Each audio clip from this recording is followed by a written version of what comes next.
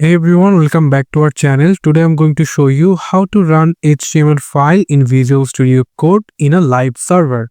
So what is live server? Live server basically if you changes any of your HTML file, then it will shows you right now live in your web browser. So for that, if I just type over here the HTML structure, if you just added a hello world program, so for that I'm going to add the h1 tag and going to give a hello world.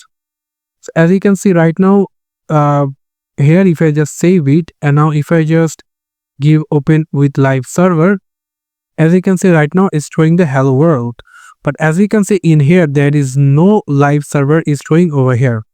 So for that, how you going to do it? We can simply come over into our extension, and here we can simply search for live server, and then we can select this live server over here. It's the most popular and most downloaded. So I'm going to click on install over here, and as you can see, if I just go for my index.file, as you can see at the bottom side, you will get the go live option. So if you click on the go live option, and as you can see, here is your hello world. So if I just place it into the right side, and now if I changes any of thing, like if I just give h2 tag, and into the h2 I can simply give how are you. And if I just simply save it, and as you can see, it's showing the live website changes by using index.html.